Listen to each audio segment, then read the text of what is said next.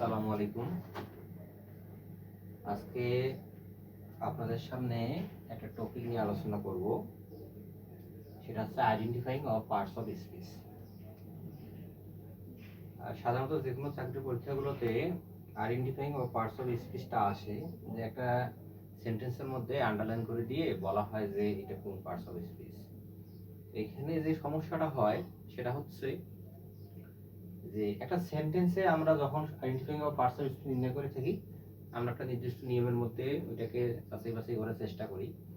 কিন্তু সমস্যা হচ্ছে একটা ওয়ার্ড কখনো নাউন হিসেবে বসে, আবার কখনো অ্যাডজেক্টিভ হিসেবে বসে, আবার কখনো অ্যাডভার্ব হিসেবে বসে। অর্থাৎ বাক্যের অবস্থান অনুসারেই একটা ওয়ার্ড তার পার্টস অফ স্পিচ পরিবর্তিত হয়ে যায়। তো আজকে এই সমস্যাটা দূর করার জন্য আমরা একটা একটা বড় একটা সেন্টেন্স নিয়েছি। এটা হচ্ছে ডেইলি স্টারের আমরা একটা সেন্টেন্স নিয়েছি। এটা হচ্ছে ইন্টারনেট সম্পর্কিত একটা বিষয় নিয়ে। তো এইখানে আমরা দেখার চেষ্টা করব শুধু একটা না, এই বাক্যের প্রত্যেকটা ওয়ার্ডেই কোন পার্টস অফ স্পিচ সেটা আমরা আজকে দেখার চেষ্টা করব। আশা করি আপনারা সাথে থাকবেন। তো এখানে দেখেন যে প্রথমে আপনি যখন পার্টস অফ স্পিচ নির্ণয় করতে যাবেন, প্রথমে আপনাকে ওই বাক্যের ভার্বটাকে দেখতে হবে। আপনি যদি ভার্ব নির্ণয় করা শিখে যান, তাহলে আপনার বাকিগুলো নির্ণয় করা অনেক সহজ হয়ে যাবে। এখানে কিছু বেসিক জিনিস আপনাকে মনে রাখতে হবে। যেমন প্রিপজিশন নির্ণয় করা সহজ, মানে সহজ কোনটা, এই সহজটা দিয়ে আপনাকে কঠিনে যেতে হবে। তো সাধারণত প্রিপজিশনটা সহজ, কারণ প্রিপজিশন গুলো পরিবর্তিত হয় না। প্রিপজিশন আপনার মনে করেন বাক্যে ওই যেখানে বসুক না কেন, প্রিপজিশন সাধারণত 99%ই দেখা যাবে যে প্রিপজিশন পরিবর্তন হয় না। তো বাক্যে আপনাকে দেখবেন প্রিপজিশন এবং ভার্ব, ঠিক আছে, এই দুইটা জিনিস। আর কিছু কিছু আছে, সেটা আমি একটু পরে আসতেছি, যে ওইগুলো সব সময় ওই অ্যাডজেক্টিভেই থাকে। তো কি কি জিনিস আসলে পরিবর্তিত হয় না, সেগুলো আজকে আপনাকে আমি এইদিকে ফাঁকা রাখছি, দেখেন। যেমন প্রিপজিশন, আপনি বাক্যের মধ্যে এই প্রিপজিশন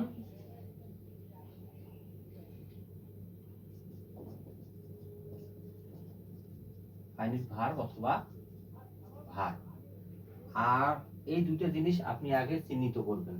এখানে আমরা আগে এই বাকি এই জিনিসগুলো চিহ্নিত করব, এবং এইগুলো চিহ্নিত করার পরে আমরা বাকিগুলো সবগুলোই আমরা এক এক করে চিহ্নিত করব। এবং আরেকটা জিনিস বলে রাখি, যেমন সকল এই যে নো, তারপরে হচ্ছে পসেসিভ আর আর্টিকেল, এইগুলো সর্বদাই অ্যাডজেক্টিভ। এগুলো সর্বদাই অ্যাডজেক্টিভ, এগুলো বাক্যে যেখানেই বসুক না কেন, এগুলো সর্বদাই অ্যাডজেক্টিভ।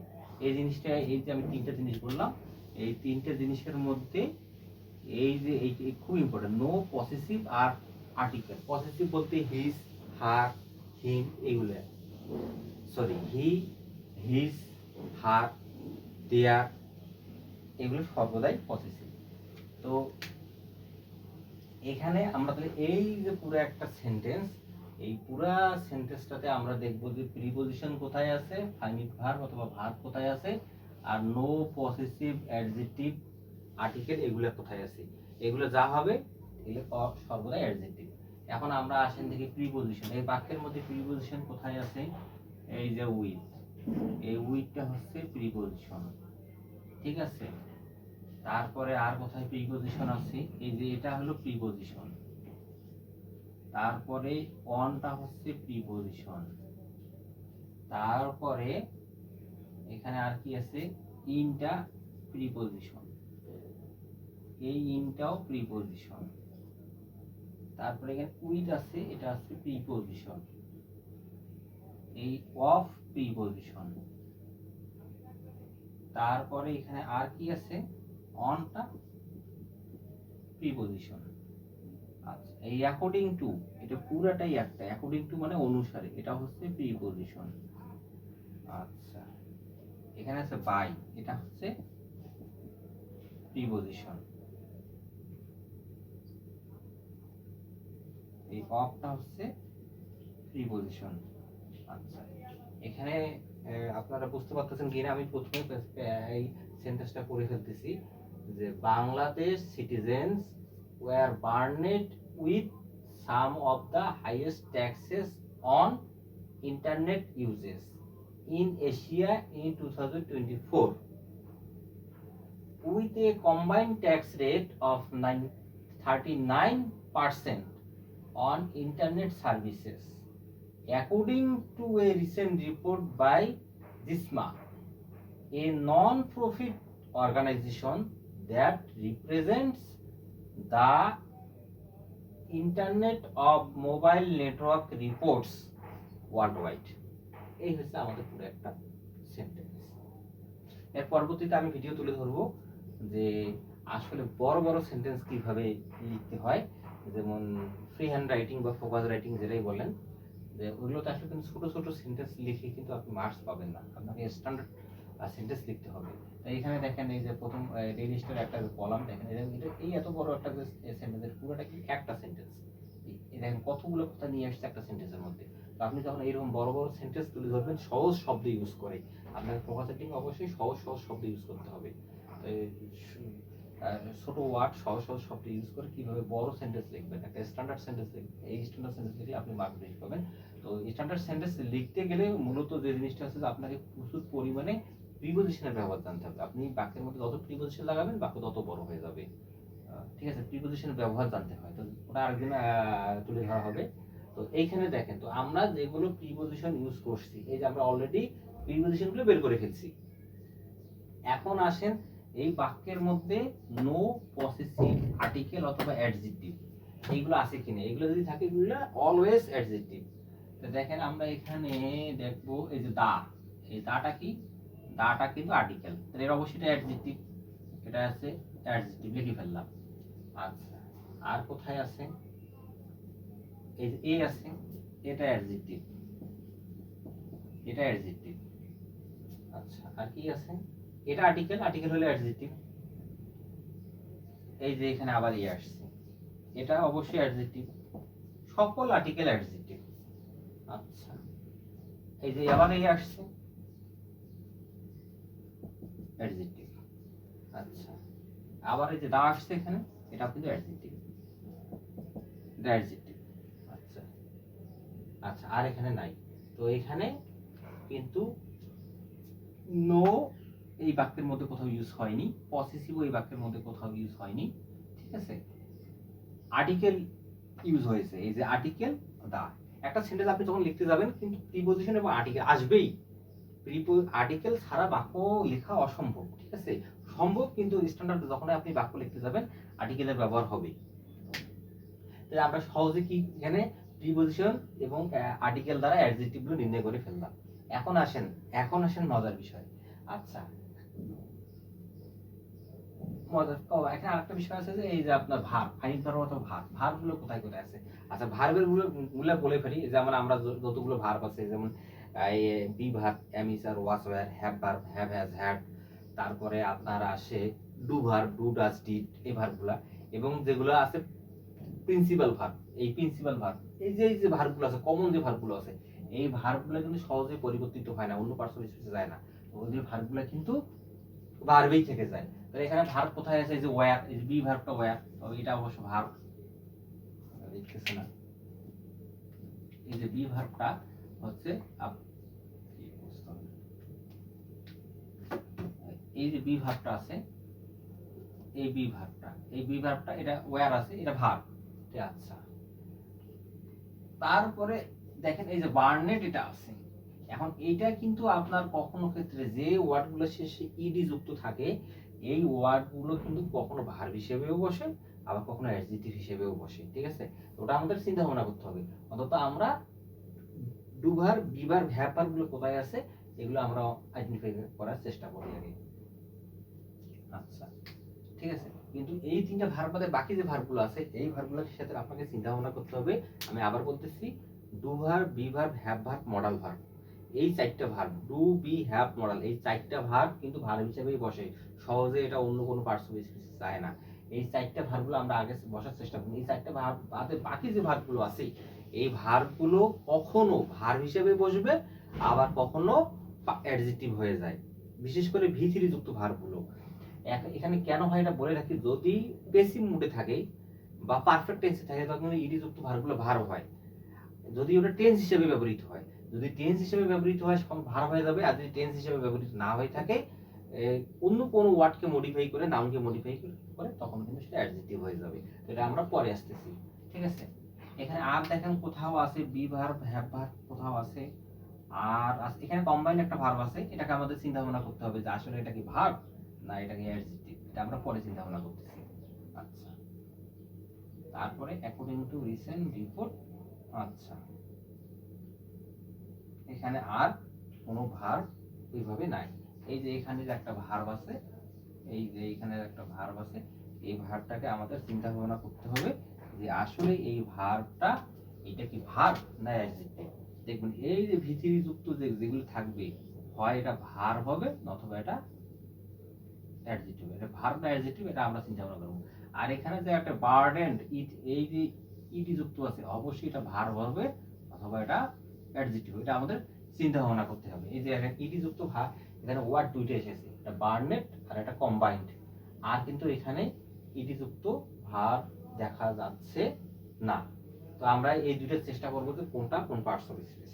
আচ্ছা, অবশ্যই এটা এটা হবে ভার্ব হবে অথবা অ্যাডজেক্টিভ হবে। এখন আমরা এখানে কি করব, এখন আমরা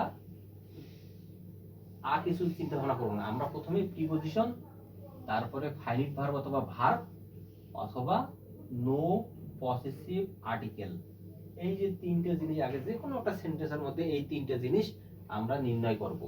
এটা আপনার কাছে কঠিন মনে হচ্ছে কারণ আমরা এখানে প্রত্যেকটা ওয়ার্ডেই বের করার চেষ্টা করতেছি, এই জন্য বিশদভাবে চিন্তা ভাবনা করতে হচ্ছে। যখন আপনি বড় কিছু যখন করে ফেলবেন পরীক্ষার হলে, যখন একটা মাত্র সেন্টেন্স দেওয়া থাকবে, আপনি ইজিলি ওটা করতে পারবেন, আপনাকে এত কিছু চিন্তা করতে হবে না।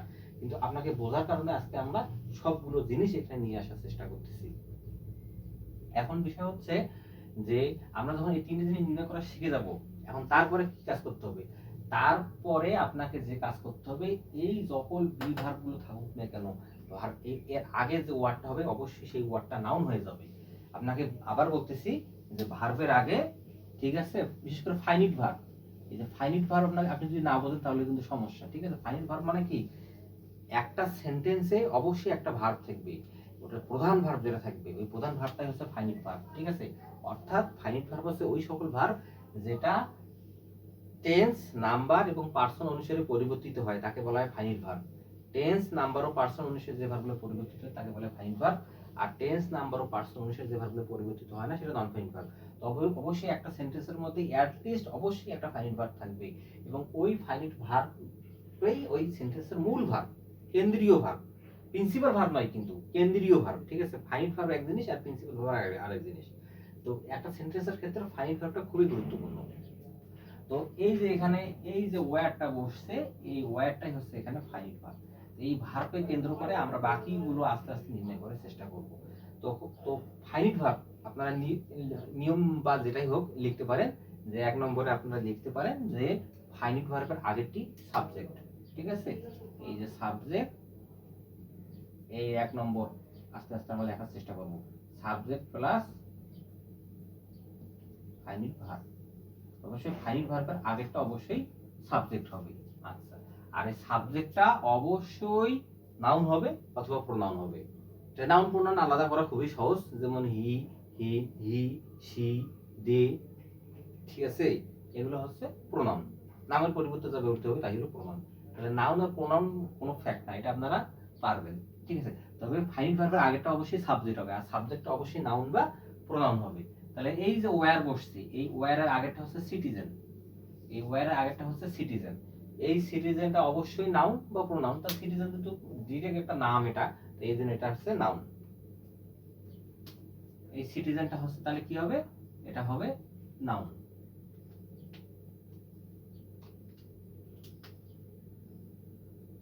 এই সিটিজেনটা হচ্ছে, দুঃখিত আসলে কোন মার্কারই লিখতেছে না, দেখি আমরা আর কোন মার্কার আছে কিনা।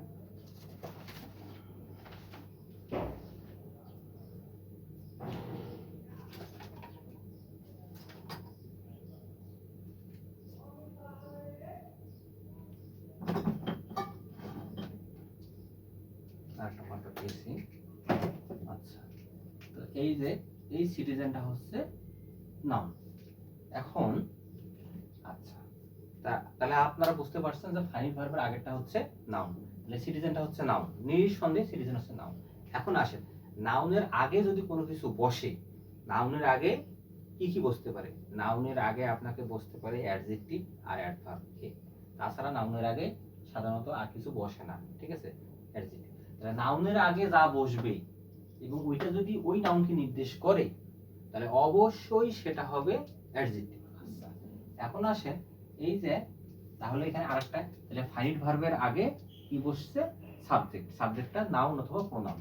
এখন 2 নম্বর লিখে নেন, 2 নম্বর হচ্ছে, ঠিক আছে, নাউন প্লাস নাউন যদি বসে তাহলে এই নাউনটা যদি একে নির্দেশ করে তাহলে এই নাউনটা হয়ে যাবে অ্যাডজেক্টিভ, ঠিক আছে? শুধু নাউনের আগে নাউন বসুক আর যাই বসুক না কেন, নাউনের আগে যে শব্দটা বসবে ওই শব্দটা যদি ওই নাউনকে নির্দেশ করে তাহলে সেটা অবশ্যই হবে অ্যাডজেক্টিভ। আর মনে রাখবেন, ঠিক আছে, নাউন এবং প্রোনাউনকে যদি কোনো ওয়ার্ড নাউন এবং প্রোনাউনকে নির্দেশ করে তাহলে ওটা হচ্ছে অ্যাডজেক্টিভ। আর নাউন বা প্রোনাউনকে যদি নির্দেশ না করে, অন্য কোনো কিছু পার্টস অফ স্পিচ হোক, বাক্য হোক, যেটাই হোক নির্দেশ করে, সেটা হয়ে যাবে অ্যাডভার্ব। আচ্ছা, এখানে বলছে সিটিজেন, সিটিজেন মানে হচ্ছে নাগরিক। তাহলে বাংলাদেশ সিটিজেন, তাহলে বাংলাদেশের নাগরিক, এটা কোথাকার নাগরিক? বাংলাদেশের নাগরিক, তাহলে বাংলাদেশ সিটিজেনকে বোঝাচ্ছে। এই সিটিজেনটা বোঝার কারণে এই বাংলাদেশটা হয়ে যাবে অ্যাডজেক্টিভ, বাংলাদেশটা হয়ে যাবে অ্যাডজেক্টিভ। বাংলাদেশটা কিন্তু সাধারণত নাউন, কিন্তু এইখানে বাংলাদেশটা হয়ে যাবে অ্যাডজেক্টিভ। তো এটা হলো অ্যাডজেক্টিভ, এটা নাউন, এটা ভার্ব। আচ্ছা, এখন আসেন এই যে বার্নেট, এই যে বার্নেট মানে একটা বোঝা, বার্ন, এটা বোঝা হয়ে গেছে। তাহলে তো বাংলাদেশ সিটিজেন ওয়ার বার্নেট, এটাকে বোঝা করে ফেলেছে, ঠিক আছে? তাদের উপরে চাপিয়ে দেওয়া হয়েছে। এই যে চাপিয়ে দেওয়া হয়েছে এটা কিন্তু পেসিভ মুডে আছে, পেসিভ মুডে এটা টেন্স হিসেবে ব্যবহৃত হয়েছে। টেন্স হিসেবে ব্যবহৃত হওয়ার কারণে এটা কিন্তু হয়ে যাবে ভার্ব, এটা অ্যাডজেক্টিভ হবে না, ঠিক আছে? তাহলে তাহলে যখন যে ইডি যুক্ত যে ওয়ার্ডটা, ইডি যুক্ত ওয়ার্ডটা যদি টেন্সের মধ্যে পড়ে তাহলে ওটা হয়ে যাবে ভার্ব, আর যদি টেন্স হিসেবে ব্যবহৃত না হয়ে থাকে তাহলে সেটা হয়ে যাবে অ্যাডজেক্টিভ। যেহেতু এর ওয়ার পরে ভি3, অর্থাৎ পাস্ট ইনডিফিনিট টেন্সের পেসিভ ফর্মে আছে, পেসিভ ফর্মে হওয়ার কারণে এটা টেন্স হিসেবে ব্যবহৃত হয়েছে, এজন্য এটা হলো ভার্ব। আচ্ছা, উইথ তো আমরা আগে জেনে ফেলেছি এটা প্রিপজিশন। এখন আসেন with some of the highest taxes, আমরা এই পর্যন্ত আগে দেখি। With, with to preposition some of the highest taxes. এখানে একটা মজার বিষয় হচ্ছে, দেখেন সাম কিন্তু সাধারণত অ্যাডজেক্টিভ হিসেবে বসে, যেমন I have some book, I have some book, এই সাম দ্বারা বুককে বোঝানো হচ্ছে। তাহলে এই বুকটা, এই সামটা এখানে অ্যাডজেক্টিভ, কিন্তু আসলে এখানে দেখেন সামটা কি হয়ে গেছে। আচ্ছা দেখেন, এই যে প্রিপজিশন, এখানে একটা প্রিপজিশন, আচ্ছা এই প্রিপজিশন, এটা উইথটা প্রিপজিশন। আচ্ছা, প্রিপজিশন কাদের পূর্বে বসে? নাউনের পূর্বে প্রিপজিশন বসে।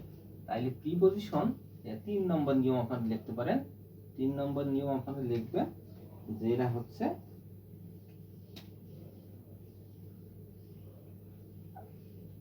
Preposition plus noun, preposition plus noun. Preposition plus noun কি? প্রিপজিশন পরে যদি একটা ওয়ার্ড থাকে ওই ওয়ার্ডটা হবে নাউন, নিঃসন্দেহে। প্রিপজিশনের পরে একটা ওয়ার্ড যদি থাকে ওই ওয়ার্ডটা হয়ে যাবে নাউন। আর প্রিপজিশনের পরে যদি একাধিক ওয়ার্ড থাকে, প্রিপজিশনের পরে যদি একাধিক ওয়ার্ড থাকে, এই 4 নম্বর লিখতে পারেন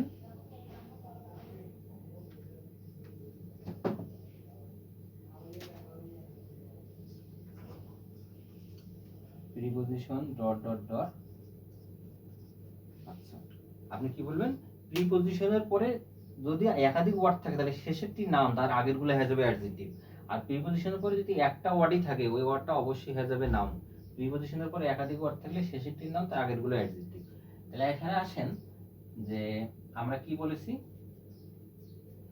অন। আচ্ছা, এই যে প্রিপজিশন, প্রিপজিশনের পরে একটা ওয়ার্ড আছে, একটা ওয়ার্ড থাকার কারণে সেটা হয়ে যাবে নাউন। তাহলে এই সামটা হয়ে যাবে নাউন, এই সামটা হয়ে গেল নাউন। তাহলে উইথ সাম নাউন, এমনিতে কিন্তু সাম কিন্তু অ্যাডজেক্টিভ, এখানে কিন্তু সাম নাউন হয়ে গেছে। দেখেন একটা ওয়ার্ড বাক্যে ব্যবহৃত হওয়ার কারণে পার্টস অফ স্পিচ পরিবর্তিত হয়ে গেছে।